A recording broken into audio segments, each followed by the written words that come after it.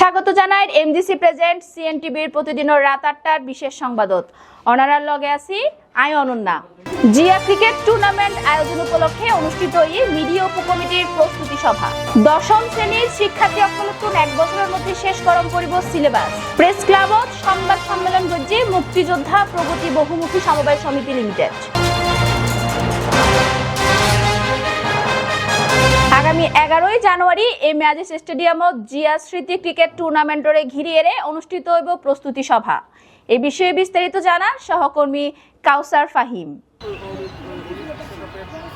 আজিয়ে 5 জানুয়ারি রোববার সকাল 11 ঘটিকায় এম এ আজিজ স্টেডিয়ামত কনফারেন্স হলত অনুষ্ঠিত হয় দেশ জুড়ে আসন্ন জিয়া ক্রিকেট টুর্নামেন্ট 2024 চট্টগ্রাম বিভাগীয় আয়োজন সফল করিবার লক্ষ্যে মিডিয়া উপকমিটির প্রস্তুতি সভা।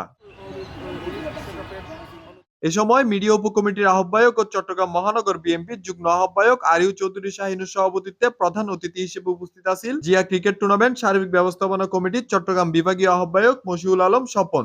আসলে জিয়া ক্রিকেটটা নিয়ে তো প্রচুর উদ্দীপনা শুরু হয়েছিল, আপনারা জানেন সবাই। তো একটা অনাকাঙ্ক্ষিত একটা ঘটনার কারণে আসলে জিনিসটা স্থগিত হয়ে যাওয়াতে আমরা কিছুটা পিছিয়ে আছি। এখন আমরা পুনরায় আবার শুরু করছি আমাদের কাজ। আগামী 11 তারিখ অবশ্যই জিয়া ক্রিকেট একটা উৎসবমুখর পরিবেশে চট্টগ্রামে অনুষ্ঠিত হবে। জিয়া ক্রিকেট টুর্নামেন্ট 2024 গত 30 নভেম্বরে হওয়ার কথা ছিল, যে এটা অনিবার্য কারণবশত এই প্রোগ্রামটা পিছিয়ে গেছে। ইনশাআল্লাহ আগামী 11 জানুয়ারি আবার সেই ক্রিকেট টুর্নামেন্ট শুরু হচ্ছে। আশা করব আগামী 11 তারিখে যে টুর্নামেন্ট, সেই টুর্নামেন্ট একটা ঝাঁকজমকপূর্ণভাবে এবং সুন্দর একটি পরিবেশের মধ্যে আমরা সেই টুর্নামেন্ট উপহার দিতে পারবো চট্টগ্রামবাসীকে। এছাড়াও উপস্থিত আছেন চট্টগ্রাম মহানগর বিএনপির উপকমিটির সদস্য কামরুল ইসলাম, সাবেক ছাত্রনেতা তৌহিদুল ইসলাম নিশাত, ইমরান এমি, নুরুদ্দিন খান সাগর, নূর জাহেদ বাবলু, ইয়াসির আরাফাত, মোহাম্মদ নওয়াবুদ্দিন, মোহাম্মদ মুরাদ সহ অন্যান্যরা। টুর্নামেন্ট তখনই আমরা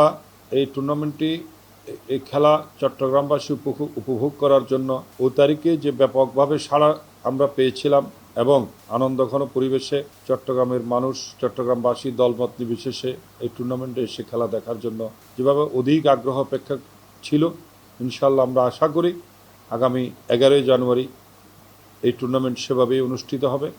চট্টগ্রাম বিভাগের লাল এবং সবুজ দুই দল প্রতিদ্বন্দ্বিতা করবেন। দুই দলে বাংলাদেশ জাতীয় দলের সাবেক খেলোয়াড়রা সহ বিভিন্ন লিগের যারা সেরা খেলোয়াড় তারা অংশগ্রহণ করবে। চট্টগ্রামবাসীর জন্য এই খেলাটি সম্পূর্ণ উন্মুক্ত করে দেওয়া হয়েছে, কোনো ধরনের প্রবেশ মূল্য ওনাদের দিতে হবে না এবং প্রত্যেকটি গ্যালারি বিভিন্ন পর্যাপ্ত নিরাপত্তার ব্যবস্থা করা হয়েছে। সবাই আগামী 11 জানুয়ারি শুরু হইতে যাওয়া ক্রিকেট টুর্নামেন্টের সার্থক গরিবেল্লায় এবং টুর্নামেন্টের সৌন্দর্যপূর্ণ গরিবেল্লায় নানামুখী উদ্যোগ লওয়া হয়। টুর্নামেন্ট উপলক্ষে কমিটির নেতা ও সকলের দায়িত্ব বন্টন গরিবের হতা জানানো হয়। কাউসার ফাহিম, সিএনটিভি। চলতি বছরের দশম শ্রেণীর শিক্ষার্থী অকলতুন 2 বছর নয়, 1 বছরের মধ্যে শেষ গরম পড়িব সিলেবাস। 2026 সালের এসএসসি পরীক্ষা লওয়া হইব সংশোধিত সংক্ষিপ্ত সিলেবাসত। এই বিষয়ে বিস্তারিত চাইম সহকর্মী সাকিবুল ইসলামের রিপোর্টত। 2 বছর নয়, 1 বছরের মধ্যে শেষ গ্রহণ করিব চলতি বছরের দশম শ্রেণীর সিলেবাস। বিগত সময়ে যার মেয়াদ আছিল 2 বছর, বর্তমানে তার মেয়াদ হমায়ানই 1 বছরত। এই বিষয়ে ছাত্রছাত্রীসকলের মধ্যে ভিন্ন ভিন্ন মতামত দেখা দিয়ে এবং শিক্ষার্থীসকল জানাই বিষয়গান সমস্যার মনে হইলেও ভবিষ্যতে এর সুফল পাওয়া যাইব।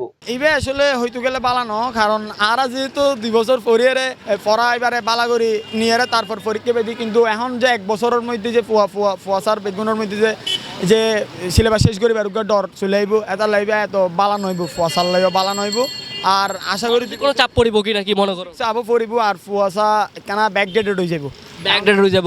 ব্যাকডেট হয়ে যাব, কারণ আর তো অনেক বিস্তারিতভাবে পড়িয়ে পরীক্ষা দিই, তার এত বিস্তারিতভাবে পড়িয়ে পরীক্ষা দিতে নপারিব, যার কারণে পরীক্ষার রেজাল্ট অত বালা নইব আর ফলাফল নইব, গ্রোথ নইব নিজের ভিতরত। সিলেবাসের অর্ধেক করে দিতে পারে, অর্ধেক তো 40% ধরা যায় করিলে, এটা লেবা মানে যথেষ্ট 1 বছরের লাই। এখন আরা তো একই বই পাইম 9-10 তো আড়ালে পুরা সিলেবাস দিতে হবে, আড়ালে যথেষ্ট ঠিক আছে বলতে গেলে, কিন্তু তার 1 বছর টাইম পা তুই তার অর্ধেক করে দিত না, তুই বা তুই তার ঠিক আছে জিতে ভরতে পারবি, তুই তো ভরতে পারবি, যে না পারবি তো না পারবি।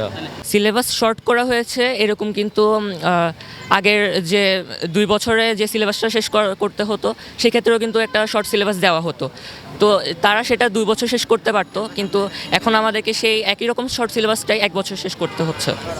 সিলেবাস কি একই রকম রয়ে গেছে? হ্যাঁ, প্রায় একই রকম, একটু কম, তবে খুব বেশি না। আচ্ছা, এক্ষেত্রে কি আপনি শেষ করা যাবে কিনা বা বেশি চাপ পড়ে যাবে যদি মানুষ এফোর্ট দিতে পারে তাহলে অবশ্যই শেষ করতে পারবে, তবে সকলে সেটা নিতে পারবে না আমি মনে করি। এই বইল দিয়ে আগে দিয়ে কারিকুলাম আসিল, এটাই আমরা প্রথম পাইলাম, ঠিক আছে। প্রথম পাইবার পরে এই বাংলা দিয়ে শেষ হইয়ে এখন আগে যেগুলি আসিল বই 9, 10 এক করতে পারে এগুলি আনার লাইন না, আবার নতুন বই যেগুলি আসছে মানে পুরান বই যেগুলি ছিল এগুলি আনছে আবার, ওইগুলি আনার পর এখন এগুলি আমাদেরকে পড়তে হচ্ছে। অবশ্যই মানসিক চাপ ফিল করবো, কারণ ওরা তো শর্ট সিলেবাস দিব, শর্ট সিলেবাস যদি না দেয় তাহলে তো চাপ ফিল করতে হবে। 1 বছরে এতগুলো বই শেষ করা যাবে? শর্ট সিলেবাস দিছে ছেলেদের জন্য ভালো, একটু চাপটা কম, আর যদি বেশি হতো তাহলে চাপটা বেশি হয়ে যেত ছেলেদের জন্য।